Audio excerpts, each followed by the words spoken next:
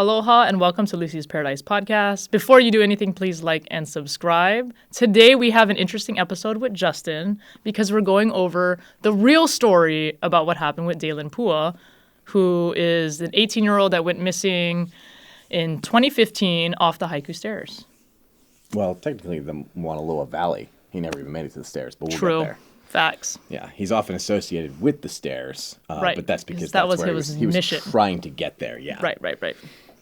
So let's talk about that. What's the timeline on that? Because basically there are stories that already exist out there about this. The only thing is there's a lot of really silly theories, and we have tried our best to kind of narrow down what the actual facts are of the story. So that's what we're trying to go off of. This is one of those stories where, like, the internet gets a hold of it, becomes obsessed with it because they fixate on one image or one thing. And oftentimes most of the people who are creating or crafting these theories or thoughts have never experienced where that person was. You know? And living on island, we both have done this hike. Justin's done this hike multiple times. I've done it once with him specifically. Yeah. It is an 8-hour hike total if you're doing it. If you're hoofing it, it's 8 hours out and back. The last time I did it, it took about 12, but we took someone who was a little older, so we took our time. But yeah, it's like something like 9.5 miles out and back and like 2,800 feet elevation gain, something like that. It's a lot. Yeah. It's extremely difficult. It's a very, very hard hike. The kind of hike where you need to like pack a lunch, bring extra water, first aid kit if you have it. It's a journey. It is quite a journey because it takes a very long time to do it. Yeah, I was talking to my friend about a little bit about this just generally, and I said, don't ever hike alone, first of all, but mainly you're technically supposed to be prepared and bring 2 weeks worth of food because you're supposed to actually pack as if you are going to go missing. Yeah. But a lot of people don't do that, clearly. A lot of folks don't because the likelihood of it happening is pretty low, but not impossible, I mean, how many news stories just in the last 2 years have we heard about hikers going missing, even on some of the smaller mountains on island, Right. Like, there's a sign now at the trailhead of Three Peaks that has a list of everyone who's passed in the last, 15 years or so, which peak they perished on and when that happened, right? So, I mean, the last time we did it was a couple of years ago, and the most recent person who had passed was like the month prior to when we were starting that hike. Yeah. Like, it's dangerous, People it's dangerous. are inexperienced. They assume more than they think they know, and it can be a problem. So, like, half of this, I guess, podcast is a little bit about hiking safety in general. You know? And it should be, with this story. But yeah, if you want to get into the story. Yeah. So diving in, I'm going to have a reference here. I'm going to continue to circle back to. No, you're fine. Because I have like a timeline written out. So the story kind of begins around, I would say, Wednesday, February 25th, 2015. Because Daylenn makes a Facebook post that he's going to attempt to get to the stairs, right? So what do we know about Daylenn? Daylenn is from Big Island. He is a high school student. There are conflicting reports on how old he is. I kind of narrowed down his birthday to on or around September 24th, just from thank you posts on his Facebook page.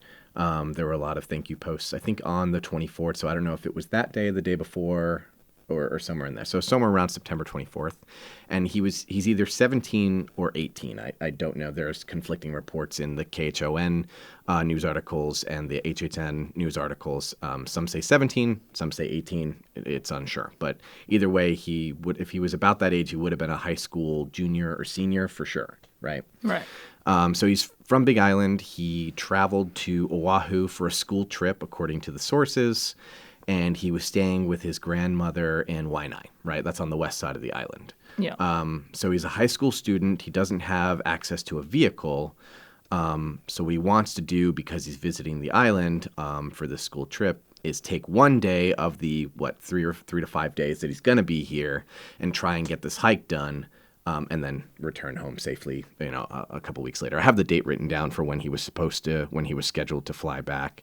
We'll get there. We're just going to kind of go day by day, right? So starting on that Wednesday, I'm not sure what day he arrived on island, but I want to say it was either the day before, that Tuesday, the 24th, or maybe even that Monday, or maybe even that Sunday, because he wasn't planning on staying here for very long, right? Because he was coming for a class trip, right? I didn't get any reports on what that class trip was, where it was going to be, how many students were going to be there. Yeah, I didn't see anything for that either. I didn't see anything about the class trip. It just kept getting mentioned over and over again that was the reason why he came to Oahu for the week, or less than a week, maybe 5 days or so. So on Wednesday, the 25th, assuming he was either, I think when he made this post, he was at his grandma's house, because the post was made at 3:54 p.m. And the post says, "Stairway to heaven, hiking this insane hike tomorrow. Wish me luck." And a lot of excited emojis and happiness and a couple of leaf emojis, because Daylenn was certainly an outdoorsman. There's a lot of photographs on his Facebook of him out on trails, probably on Big Island, because he's with a lot of water in a lot of the photographs. So there's a lot of aquifers and waterfalls and stuff like that on Big Island. There's a few here, but not as many. So I think that those were taken on Big Island. So he's certainly an outdoorsman, an experienced hiker, grew up on the island, so he's very familiar with the climate and how it can come and go so fast. So I think he at least has that working for him. But I think that his youth and his drive to do this hike and his severe understanding of how difficult it would be is ultimately what got him in trouble in the first place, right? Mm-hmm. So he makes this Facebook post on the 25th, and there's a few comments underneath it that I thought should be showcased at least, because he responds to two of them, and that kind of gives us our first clue as to how he decided to do the hike, and how we know, based on this and his photographs, that he didn't go the Kaneohe side up the stairs. He never, right. In fact, according to every report that I can see and every picture that he posted, I don't think he ever even made it to the summit. Right. I think he just got lost along the way. So, a couple of the posts are just like, "Oh my gosh, isn't it closed?" Of course, because that's what everyone says, because it's been closed since, 1985, 1984, something like that, when that landslide took out a chunk of the bottom part of the stairs. And then it's the property has changed hands several times. I think currently the Honolulu watershed owns the property, the land that it's on, which is why it's such a huge deal if you're caught up there, because you could be... if you're caught, you will be fined.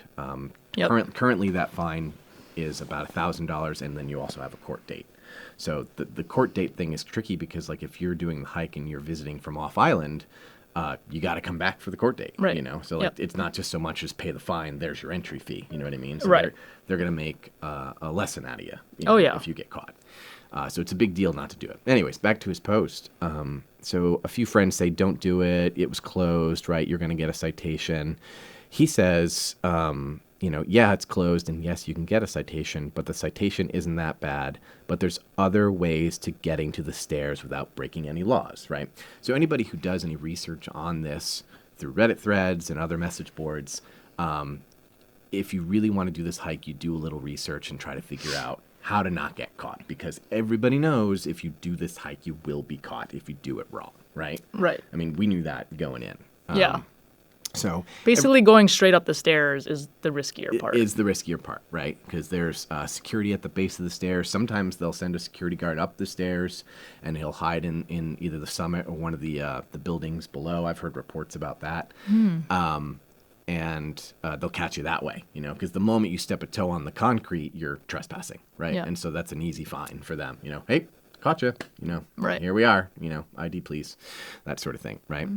So he says, there's other ways to get there without breaking the law, right? So everybody calls this Mauna Loa Valley way the air quotes legal way, right? And we heavy on the air quotes, because technically it's still illegal. It's still illegal, right? Yeah. You can do the hike all the way to the back of the ridge line and never leave the valley. That's all completely legal and open to the public even to this day, even though they briefly closed it a few months ago. But as soon as you get up on the ridge line and up over the hill, that's when you start getting into the gray area of whether it's legal or not, because some say it is, some say it isn't. It's unclear where the hard line is for the trespassing property line is. So there's so many things, It's obviously this is a big risk, and anybody who knows anything about this, especially if you've grown up out here, the risk involved financially and with the law, Right.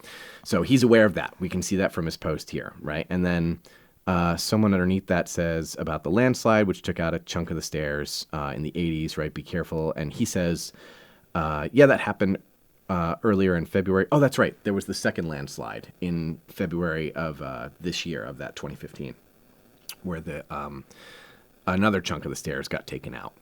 And he says, that happened in early February. And the stairs are broken at the beginning, but that's not the only way to the top of the ridge. And then I highlighted here, I'm taking a different way. Thanks. I'll be careful. Right? So he's aware of risk. He knows to be careful.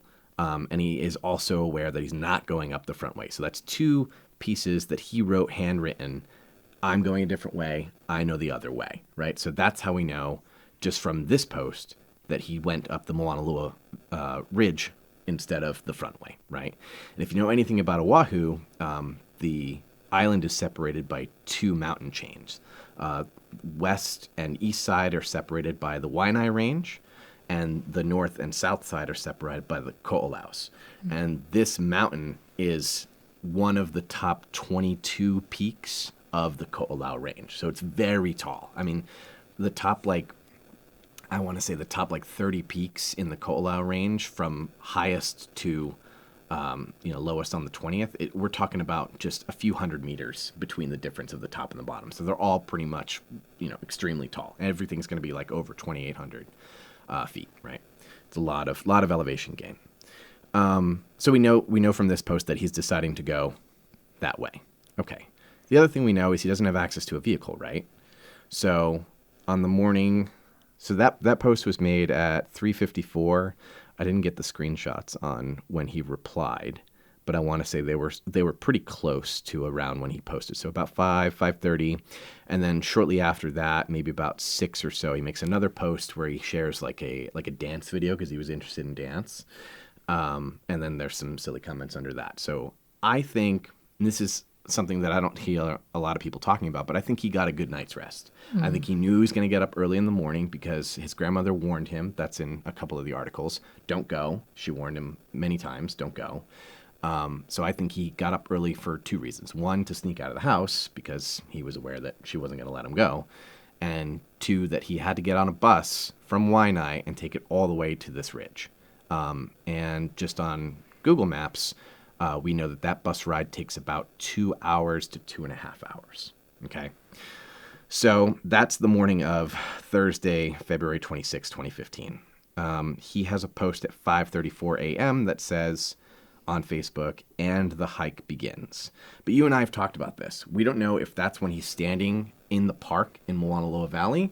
Right. Or when he gets on the because bus. He has cell service. Correct. And that was our argument. We're like, well, he has cell service. In the park, he has cell service. But once you get on the trail, maybe 300 or 400 feet in, that's when we all lost cell service, right? Mm-hmm. Because the tree line is very thick, the bushes are very thick, everything just tanks. And then the mountains obviously climb as you get deeper into the valley, right? Yeah, and you really don't, in my experience remembering, I didn't really gain, significant service until you're, way high up. Yeah, again. You have T-Mobile, right? Yeah, I do. Okay. I had Verizon, and I knew mine lasted a little longer than yours, but this was, so 2015 would have been the era of T-Mobile was one of the strongest on island as far as service goes. Mm-hmm. And I just know from other reports that he had an iPhone 4, and it's possible, I think, that he had T-Mobile.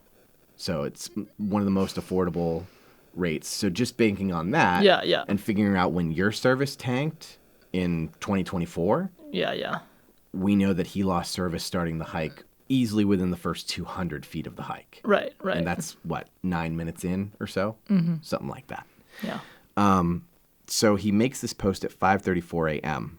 My theory is that post starts when he's getting on the bus, because otherwise the timeline doesn't make sense unless he got severely lost. Okay. So if he gets on the bus at 5:30, that's 2 hours. Let's call it 2.5. That puts him at 8 a.m. to start the hike, right? We know that from the last bus stop in Mauna Loa Valley, because we timed it the last time we were there, that it's a 9-minute walk from the bus stop to the park. And then from the park to the first flash flood sign is an hour and 5 minutes. And then from the park to the back of the valley, because this is the other thing too. If you do the hike, it's very easy to miss the turn to go up the ridge line. Yeah. Because the hike continues to the back of the valley. And the first time I did this hike with you, we made this mistake because we didn't know where we were going. We had an idea, and I knew about the turn, but because we still missed it, and we knew about the turn. And we knew about it. But the bush is like the bushes and the trees are so thick in the jungle that it's very easy to miss this turn if you don't know what you're looking for. Right. And because so many hikers do this, and there's not a clear defined trail, there's 2 different turns that you can make, both of which lead to the same destination. Right. But one is further back than the one if you miss. So one is a little more clearly defined than the other. But if it's pitch black and you don't know where you're going, it's very easy to make this turn. So just for argument's sake, you and I did this just for science and walked to the back of the valley to see how much time that would take out of your journey, right? Right. So we walked to the back of the valley and then circled back to where we know the turn is, right? Yeah. And that took about 2 hours and 20 minutes. Okay. So if he misses the turn and goes to the back of the valley and then circles back and finds it, or the other thing too, we talked about this, is he could have ran into other hikers since it's starting to get a little more daylight out, more hikers appear on the trail. They could have said, hey, we're going this way, or and then point you in the right direction. That does happen a lot. It does happen a lot, especially out here. People are very friendly, you know. So it's highly likely, even on a Wednesday, that he could have ran into tourists that were just as lost as he was and found his way that way. Mm-hmm. We know he found the ridgeline because he has pictures that he posted from the ridgeline. Right. Okay.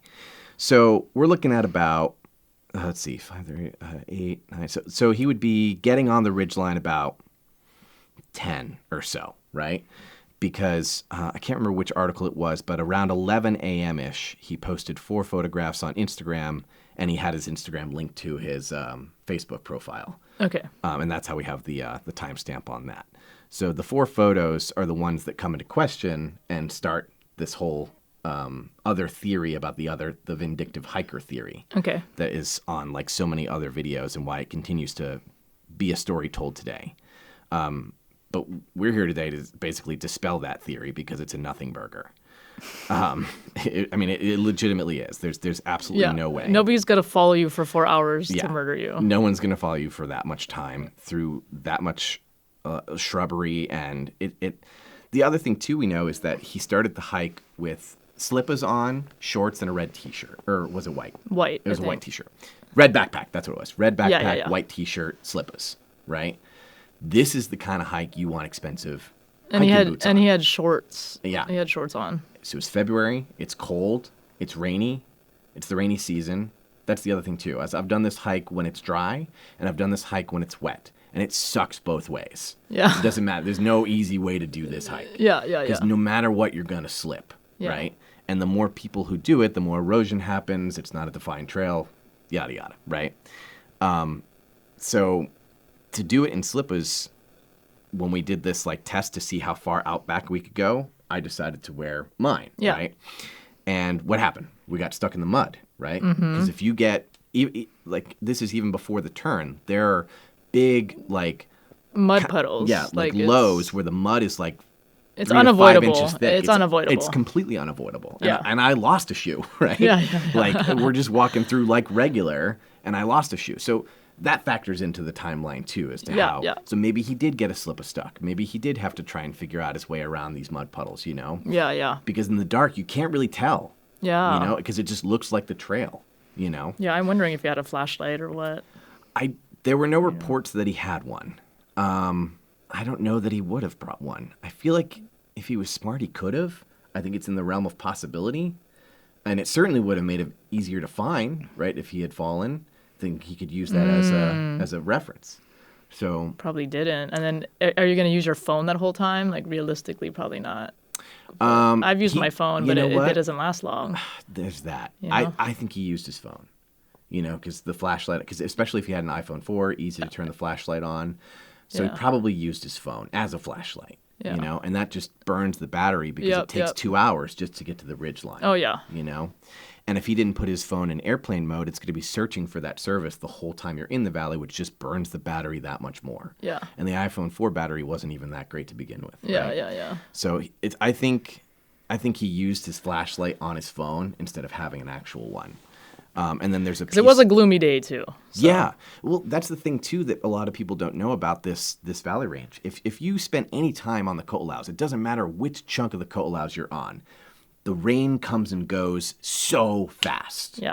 I mean, like, you are in clear as day. I can see to the other side of the island, like, oh my gosh, there's Kaneohe.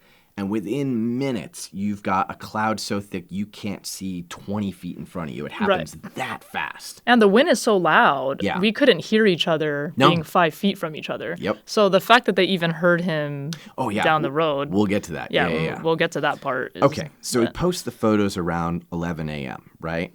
We know from KITV4 sourced the police records and the phone records that he lost cell phone activity around 3:30 p.m. that day. So I think he gets to that first ridge line where you have service, right? Because he wouldn't be able to post the photos without the service.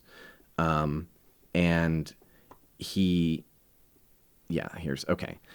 So Grant here, this is going to be Google Earth 2. So I have this image here. This is a Google Earth capture of the Mauna Loa Valley, and in the purple, that's the 2-hour mark, right? All of that in the valley there takes 2 hours to get from the park in the base of the valley all the way through the trail and to the start of the ridgeline where you have to make the turn, okay? Okay. The red is the ridgeline, okay? And I should have marked it, but there is... Maybe I'll add it to the photo a little later on for Grant, but I'll just put, let's say, point A is going to be where those photos were taken. Okay. Okay, because when you get up to here, there's that kind of lookout area, and it's like a platform, right? Yeah, I recognize that photo immediately. Yeah, I mean because we stood there, Yeah. So I think those first photos were taken right about there or on his way up. And that's also where you'd probably start to have cell phone service too, and where you'd start taking pictures. So we know from the photos that that visibility was there, but not all the way up. You could see the clouds in the photographs. Here we go. Here's the 4 photos. Okay. In the 4 photos, photo 1, it looks like he's looking back at the valley. Maybe the east side. Yeah, because it really literally shows that. Yeah. Photo 2, he's standing on the ridge line looking back down, but you can barely see the rest of the valley. So see how fast the fog rolled in there? Right. We know visibility is going to be low. He's probably getting wet. Like you can see from the dirt that it's darker color, so it's probably mud. Overcast too, yeah. Overcast the whole way up. Photo 3 is the one that everybody's freaking out about. We'll get back to that in just a moment. And then photo 4 is him looking up the trail that he's about to go up. And it's a shame that in photo 3 that people keep talking about this one because this one's looking down the trail. And people think... here's the theory, right? So the theory on like Reddit posts and other videos, like... let me pull up my little reference here. I know... that Watch Mojo had a video about top 30 normal-looking photographs, which is with disturbing back stories. He was featured as number 24 on the list. There is a coffee house crime video, and he highlighted this photo as well. And there is a channel called Tragic Tales, and they also highlighted this photo as well. But a lot of them don't touch on the other 3. And I think for context, it's important. So he's basically standing at the ridgeline. So what do you do when you go hiking, right? When you get to the view, you take all your pictures, right? So this, I think, is what he was doing. So, he gets one to the left, one to the right, one behind him, one above, right? It's like, here's where I am. This is what it looks like. And from the pictures, we can see that visibility is extremely low. And in photo 3, if we blow it up, you can see that there's another hiker in the trail. Now, in these other videos, they talk about how this image is somebody, quote, hiding in the bushes, which is just not true. I mean, here's a higher resolution of photo 3. You can see that there's a person there, but he's not hiding in the bushes.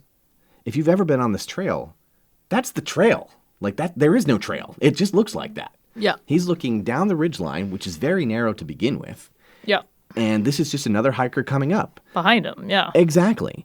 So this guy is just kind of looking, and he's taking a step. Well, my argument, because my friend and I were talking about it, I said if you wanted to hide in the trail, all you needed to do is lay down. Exactly. No one could literally see you at all. That's all you could do. So, like... It's that simple. And he's wearing dark clothes. Because you can see him, he's not hiding. Mm-hmm. Yeah, he's wearing dark clothes as well. So, like, he's just another hiker. And he's trying to get up the trail just like him. He may have been coming up on Daylenn on his way up. I could not imagine being that hiker. I know, right? And seeing that kid. Who knows if he even made it. Maybe he took a break right there, and Daylenn kept going and slipped and fell, and this guy never even saw him. Or maybe this guy passed him on his way up. That's what I was thinking, yeah. Daylenn took some time to take a break because who knows if he even brought water. We don't know that. Yeah. They never found the pack. We know that he had his phone. That's the only thing that we know he has because he took the pictures, right?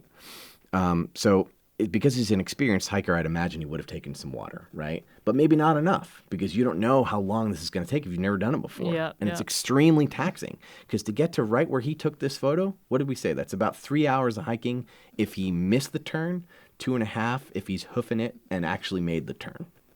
2.5 hours. Dang. Into a ridgeline with no cell phone service. Yeah. Why would anybody vindictive spend that much time following somebody through the woods and not take care of things when cell phone service was gone? Why would he wait till cell phone service came back up and climbed up the ridge another couple hundred feet? Yeah, that's a great point. It just doesn't make any sense. So this whole vindictive hiker that he was murdered is just a nothing burger. Yeah. There's just it nothing makes to zero it. sense. It doesn't make any sense. And the only people that are propelling that theory are people who have never been there and just look at this photo and assume. Yeah. And it's really sad. sad. Are also not from here. That. So you're like, yeah. You know. They don't understand how thick the jungle is here. I mean, you and I know when we did Mount Kaala a couple of years ago. Yeah. It got so thick we had knives with us, but we didn't even have... Those knives weren't enough to get through. Yeah. We needed machetes, right? Yeah. So, the jungle out here is extremely thick, and people don't talk about that enough, especially on this trail, especially in this time. Well, that's why they didn't find him. Exactly. I mean, it's so thick. Yeah. If you are not on, and the trail is barely a trail, so even if you're not on that trail, if you steer off that trail even a little bit, yep, you're gonna slip. No one can find you. So and that's what's funny, and I think that makes a great point is the fact that you can see the person already tells you they're not hiding. Exactly. Because you could just lay on the ground and not be seen. Yep, it's that simple. And I would definitely, if I was gonna murder somebody, wouldn't let them take a picture of me. Yeah, that too. And this is the kind of thing where if you're this hiker and you're looking up at the platform where he's standing, you're stoked because you're like, oh, finally a break, Yeah. Because this chunk is not fun. Yeah. You know, it gets worse from there. Yep. But just that beginning chunk is not fun just to get to the first ridgeline when you can finally pop up over and see everything around you. So, yeah, that's certainly one of the biggest reasons why we wanted to make this podcast, because that whole theory is just a nothing burger to begin with. Yeah, and I think highlighting the main other factors are important, right? Mm-hmm.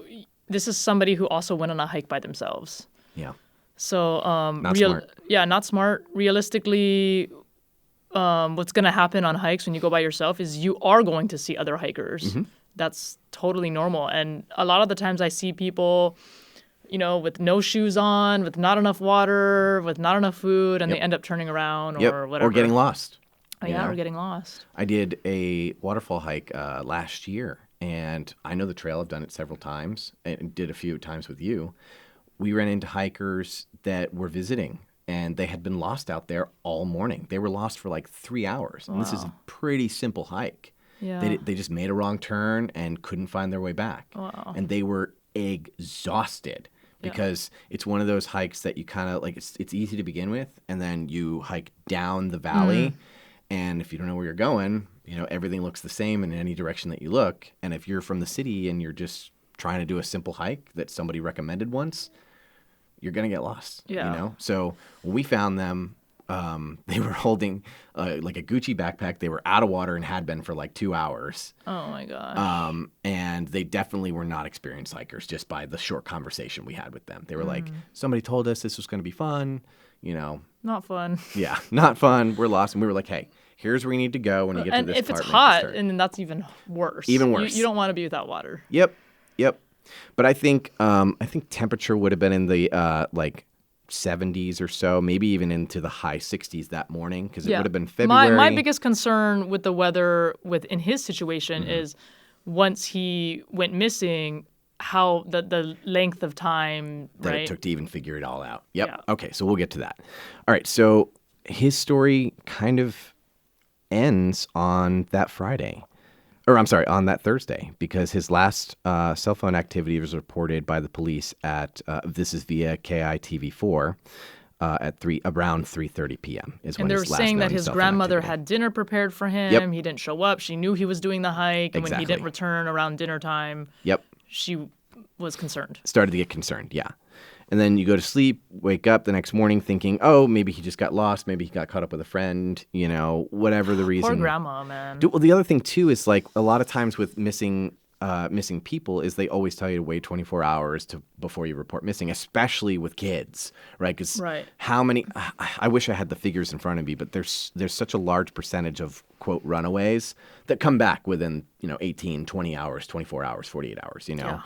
And if we wind up using all those resources to try and find these kids who are going to ultimately come back within those first times, they wouldn't have time to get anything else done. So I understand the reasoning for waiting 24 hours to report somebody missing, but at the same time, it's hard to know the legitimacy of how missing this person could be when you know they could be, out with their friends at the mall just ignoring you and being a teenager versus he went and did a hike alone and we haven't seen him since. Right, which I think it sounds like they took it seriously knowing that he was on the hike. I think so, too.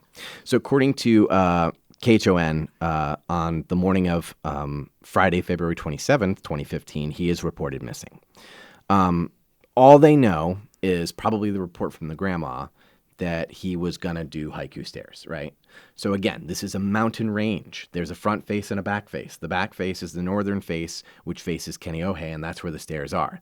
The back face isn't even the stairs at all. There are no stairs on the back face. It's just this Mauna Loa Valley and the ridge line that takes you up to the summit of the stairs where the satellite is, okay?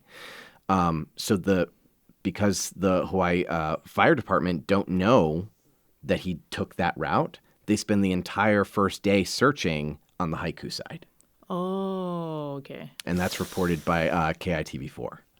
So total waste of all a of search day on that one, day. helicopter looping. In fact, I did find like an 8-second video back then. It must have been like a Vine or something that somebody made where it's the helicopter literally just circling in that valley, So they spent an entire day searching on the wrong side of the mountain. And I guess after just kind of diving into his Facebook posts and his Instagram posts, they realized that he never went up that way. And finally on, I think it is, let's see here. He's reported missing on the Friday the 27th. They begin searching on the Haiku side. Okay. Oh, here we go. So on Saturday the 28th is when he was supposed to return home. This is reported by... Yep, Got it. That's when his flight home was going to be to Big Island, reported by KITV4. So they continue searching on that morning as well. So and we talked about that might have been his main motivation, right? Is he had this one window, particular day to do it. Yep. So I'm going to do it. So we know that his flight is on Saturday. So that tells me that the class trip must have been that Thursday or maybe that Wednesday or something like that, however long he was on island.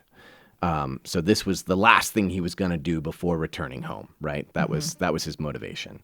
So he literally took the day before, because we know via KITV4 that they reported that his flight was supposed to be that morning of February 28th, of Saturday.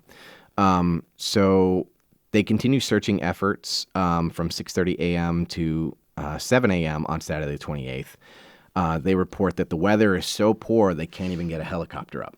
So that's how thick the fog is on the next day. You know, how bad was it on the day he was there? Right. So finally, maybe in 2 hours later, the crew does go up. They send a helicopter. You can only do so much, right? So if you're flying with a helicopter in dense, thick fog through a mountain range with peaks and valleys all over the place, it's extremely difficult to get close enough to see anything, let alone It's also dangerous. Yeah, that too. Extremely dangerous. If you don't know where you're at and can't pinpoint, especially the speed of a helicopter, they could go down too. And then there's a whole nother rescue effort that has to go up. So conditions were extremely poor for the rescue effort. Okay. And that was just on the very next day. And there was a group of hikers that were willing to go Okay, search, yeah, let's right? get there. So that Like on Saturday, foot. there was, this is from a Reddit post. Let me see if I find the original post. I think like most of them were like volunteers and Yeah, stuff. they were visitors. I read that they were nurses, not from Ireland. They were from the mainland. And they decided to do the hike. There were a few of them, and they wound up splitting up into two different groups. Okay, so we're talking about the ones that heard him. Yes, these are the ones that heard him 24 hours later. So let me see if I can pull that post up real quick, and we'll read off the post, because it's quite eerie to hear them say it. And, I mean, they always say don't believe what you read on the internet, but, like... No, Reddit's real. The depth with which they had details... Yeah. of what they said makes me really believe that they did genuinely hear this, because the two groups, like it was the one group and then they split into two. Both the groups call 911 because they both heard At the him. same time. Yeah. Yep, they both heard him. Okay, so let's see here. Which, by the way, the wind is so loud. Yeah. I think even the fact that they heard him is probably just because of that valley area, but that's still like quite a miracle. If it was windy and rainy, who knows? I mean, well, the wind comes and goes up there, right? So it's like strong at points, and then there are points where you're in the tree line and it kind of disappears for a while, so that helps as well. Right. So maybe, who knows if they were on the tree line or if they had made it to the ridge. Who knows exactly where they were. He probably heard them and was like, I got to start yelling. Yeah, he probably heard them just chatting, Yeah. you know, as you do on a hiking trail, you know, and that's when he started screaming for help, right? All right, so the Reddit post reads a lot. This is from 10 years ago. They must have made the post either the day after or no more than like a week later, because the detail with which this post is made is as though it was made within a day or so of this actually happening. So this person says, a lot of people have their information mixed up. I could never explain to you the feeling that I felt when you hear a cry like that. The hiker did not trespass and go up the stairs. By the looks of photographs, he didn't even make it to the stairs. The hiker went up the Mauna Loa way. Oh, I'm sorry. This is the Reddit post from... Okay, this is actually interesting. I don't know if you stumbled upon this, but this is actually the Reddit post from a local who decided to fly a drone over the area, take some pictures, and asked for help on Reddit. Hey, help me look for this kid. He's missing. Right. Anyway, so he's kind of briefly explaining the story here, right? So he also says, hey, based on the pictures, came to the same conclusion you and I did, that he went up the Mauna Loa way based on the pictures and the Facebook posts, right? I'm sorry, he wasn't a local. So he says, I'm not a local. I don't really know any of the name of the ridges. All I can do is try my best to explain to the others where we went and where it was that we heard him. Okay, so this is one of the hikers who was there. We started the hike on the trail about 20 feet from the trailhead, and we hiked about 3 hours up. Okay, so that means they made it to probably the second ridge line. Second platform, if you will, up the ridge line. Yeah. Somewhere around that area, which makes me think that he got to that, not the hard part, but the slippery part. And that's maybe where he slipped. I think he slipped off the west side of the ridge. Yeah. So this is where they're reporting that they heard him screaming for help, right? So we hiked about 3 hours up. We were yelling at each other to make sure the others were okay because we were so far apart. So again, I want to say it was between like 4 and 6 people in this group, and then they split into a few different parties because one was just going faster than the other. The wind died down just for half a second, and we hear a scream, "Help me." It shook me up so bad that I had to sit down to even call 911. My friends were about 50 yards in front of me, and little did I know, they were also calling 911. All 5 of us heard it at the same time. If we were going straight at the trail, the voice was coming from the left. Okay, so there you go. So if you're looking up the ridge line, that means he fell off the west-hand side, okay, which is exactly what I thought because the slope of the trail goes in that direction. Right. And the other side of it has way more like shrubbery that you could just grab on the way down. True, yeah. So I think that remember rock that. face part is where he maybe slipped. Because again, we know he's doing this in slippers, and he may have even taken them off by then because it probably got stuck and gunked up with mud and all that, you know? Yeah. So if he's doing it in slippers or barefoot, it's very easy to slip down that ridge line, right? So they continue to say, it did not seem as though it was echoing, nor did it seem very far away. The scary thing is that after about an hour, once the rescuers were there, my friend and I were bound and determined to get to the top of the stairs, so we decided to continue on. And the other 3 stayed where they were. As we were continuing the ridge, we could hear firemen, rescuers down below whistling and calling for him. Again, the wind died down just a tad, and we heard, "I'm down here." My friend and I both stopped in our tracks and started screaming for him. It was not the rescuers. The voice was different from the calls of the rescuers. I immediately called 911 again. We stayed up there for about another hour, moving to try and listen for him again. The wind was so bad and the clouds are starting to roll in, it was so hard to hear anything. My friend and I, that heard the last cry, are heading up the ridge tomorrow, the same way that we went Monday. It's hard to explain where the location was that we heard it, as well as the voice where it was coming from. So in an effort to find him, we're going back tomorrow. When I get off work at 7:30 a.m., please keep me updated on here and this other person he's referring to. I'll take a look at the drone pictures. Okay. So this post is a reply to somebody who says, hey, there's a local missing boy that we now know as Daylenn. This is a professional photographer who made this post and said, hey, I'm a local photographer. I flew the drone over. Here's some photographs. I put them in a Google Drive. Anybody who was there, please take a look at the photographs and in some way try to describe where you maybe heard the screams from to kind of help rescuers, right?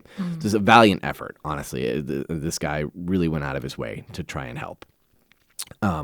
Okay, so just from the post alone, we know that they did the hike on Monday, right? So that's what he said. Where is it? They were going to go back again the next day, but he said Monday, right? So we know that he's been there a couple days. Yeah. So he goes missing Friday. Saturday, all day rescue efforts on the wrong side. Sunday, more rescue efforts on the Haiku side, reported by KITV4. So 2 days they spend searching on the wrong side of the mountain range. And I'm sure he's hearing the helicopters because it echoes up and over the Ko'olaus. So then on that Monday, that's when these nurses do the hike and hear them. So this is March 2nd now. This is 2 full days have passed. Likely people aren't even doing the hike on Saturday and Sunday because it's such bad weather at that point. Yeah, maybe. Or maybe they try and or they fail saw the or helicopter whatever. And it deterred them. Or that. Yeah, any other reason, it depends. I would say that attendance on the trail those 2 days was probably low because of those 2 factors. Right. Not more than normal, I think I read somewhere that on average about 100 people a day do this trail, or at least did in that time frame before it really got crazy. So for 2 full days, he's out there. So on Monday, that's when they hear that's when they hear him crying for help, right? So, man, dude, 2 full days of being out in the wilderness completely alone. He probably broke something, so he can't like crawl out or, continue to the bottom of the valley and find his way back. Right. Who knows how far he tried to, army crawl his way up the ridge or pull himself to safety or even just sit up or And then do with no anything. food and stuff, you're Yeah. gonna run out of energy. And If he had a water bottle, he could have at least survived on water because of so much rain in the area that he could have at least filled up just by drippings of either from the sky or from any of the trees that are nearby. You could have filled up a water bottle. Right. So who knows? Maybe he was doing that for 2 days to just try and survive, you know? I think because he was there for 2 days that he must have broke something. He must have. Because otherwise there's no way he would not try to crawl out. Right. Because we know even he's, slowly. Yeah, he's an outdoorsman. He is an avid hiker. He's a strong kid, you know? He must have broke something or many things on his way down, and that's why he was compelled to stay still, you know? And who knows if he made himself more visible by clearing any shrubbery away or any of the trees. Maybe he was under something, but even if he made that attempt, the fog, again, was so thick and the wind was so strong that rescue workers couldn't see him, couldn't hear him, couldn't do anything. Obviously, the first 2 days are pretty much a waste. And the first 2 days are a waste, you know? So but not even looking in the right place. According to the Reddit thread, they heard the rescue workers, so they must have maybe volunteer rescue workers went up the Mauna Loa side, and official rescue workers were working in the helicopters on the Haiku side. That could be, because there's another report later on where there's a whole group of volunteer rescue hikers, right? Maybe 8 or 10 or so, who show up to the Mauna Loa Valley Park with the family and go up to try and search. They had to get rescued? One of them? Not. I don't remember if it was the first day or the second, but yes, one of them did have to be rescued in an attempt to try and find this kid. You know, so not great conditions at all. No, conditions are just worst time to go missing. As bad as they possibly could get. Okay, so that's the Reddit thread, the eerie Reddit thread from that Monday, March 2nd, 2015. And then there's a couple of people who are trying to say, hey, have you seen, there's like a Facebook post where they're posting, I guess they made a Facebook group at some point. The family made a Facebook group saying, you know, if you have updates, post here. They were trying to make it more visible trying as well. to do anything. Because I think after the third day, technically they stopped until they stopped until they heard until the nurses made those calls. Then they continued again. KITV4 reported that on Tuesday the 3rd that the search was suspended at 2 p.m. that day. And then the search emergency starts again after hearing this report from the nurses. So they take their standard, whatever it is, 3 to 5 days to search for somebody, call it quits. And then this tip comes in. So this tip came in. Yeah. This was but reported they didn't know to about police. It. This was reported to police, this tip. I see. So these nurses must have, well, we know they called 911 at least 3 times. So the first group called, the second group called, and then the first group called a second time, right? So they called, there must be 911 calls of this. So the police have access to that. Interesting. But there was a delay because if they were already searching. They were searching on the 2nd, but this is the morning of the 2nd where this happened. The 911 calls happened. They started searching that afternoon.